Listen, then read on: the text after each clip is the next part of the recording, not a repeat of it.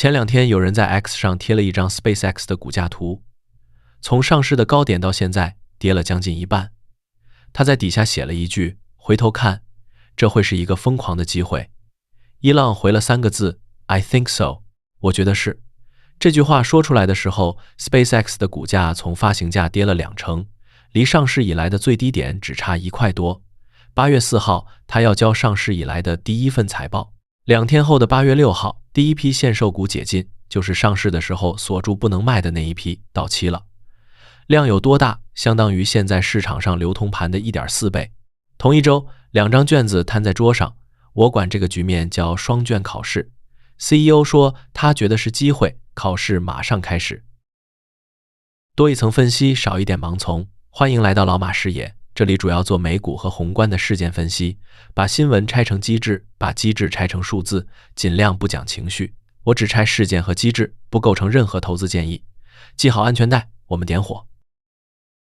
先看8月4号要交的那张卷子 ，SpaceX 上市后的第1份成绩单，市场共识预期是亏，单季度营收大约67到69亿美元，调整后每股亏损约2毛4。我翻到这个预期的时候倒没特别意外，你把它拆开看，画面完全不一样。SpaceX 赚钱的那块业务叫星链，就是卫星上网的那个。截至上个季度，全球有超过1000万人在用，同比翻了1倍多。星链贡献了 SpaceX 将近70%的营收，而且还在翻倍。钱花在了哪儿？花在了星舰，就是那个正在试飞的人类历史上最大的火箭。所以这份财报亮出来的不是 SpaceX 亏了这一件事，是2件。赚钱的那块在翻倍，花钱的那块是自己选择花多少。亏损是一个决策，不是一个能力问题，这2件事完全不同。如果你手上有 SpaceX 的股票，看到91亿股解禁这几个字，大概心里一紧。但你往里面看一层，8月6号到期的这批确实大，相当于现在流通盘的 1.4 倍。但这91亿里面，伊朗自己的那一份也是最大的一份。锁定期不是8月6号到期，他单独签了一份协议，锁到2027年6月。最大的股东连门都进不了。再想一层，7月7号 SpaceX 被纳入纳斯达克100指数，被纳入意味着什么？跟踪这个指数的基金必须按比例买入并且持有，这些钱是被规则绑住的，解禁跟他们没关系，他们走不了。所以91亿股解禁是真的，但真正自由可卖的量远比这个标题小得多，而且这只是第1批，后面从8月底到年底还有5批陆续到期。解禁不是1天的事，是半年的事。解禁是开门，不是开闸，门后面站的不全是想出去的人。你要盯的不是8月6号那一天的涨跌，是从现在到年底这条节奏线。有人贴了股价图说疯狂的机会，伊朗回了 I think so， 这3个字其实比你以为的讲究。他7月下旬还在 X 上说过另一句，据财经媒体转述，原话是维持 SpaceX 大量空头仓位的公司长期存活概率非常低。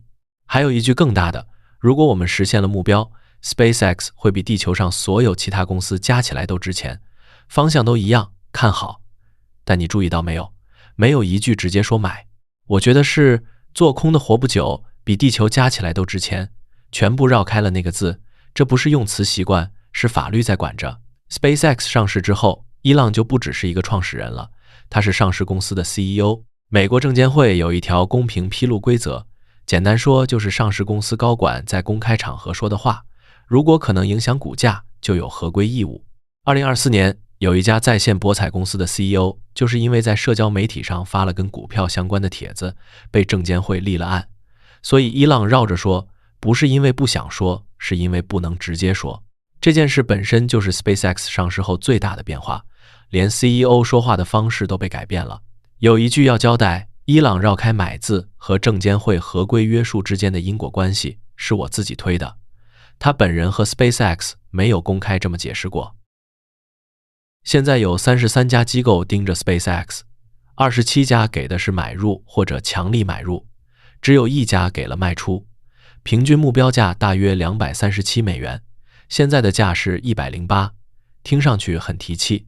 但我看到这个排名的时候，先去查了一个东西，谁给的最高？答案是摩根士丹利，300美元，然后我再查了一个东西，摩根士丹利是不是 SpaceX 上市的承销商？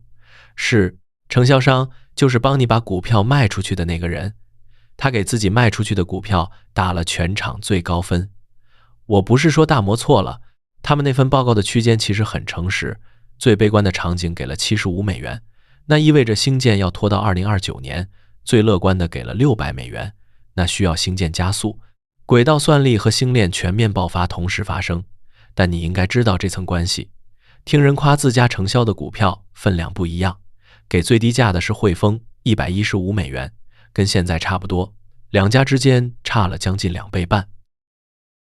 双卷考试交完之后，接下来看什么？如果星链增速超预期，同时解禁首日成交量没有失控，市场的故事可能从上市泡沫破了切换到高增长，科技股回调到位。如果数字符合预期但没有惊喜，同时解禁那天放量下跌，那就继续磨。但星链在赚钱，订户在翻倍这件事，不因为股价跌一半就变了。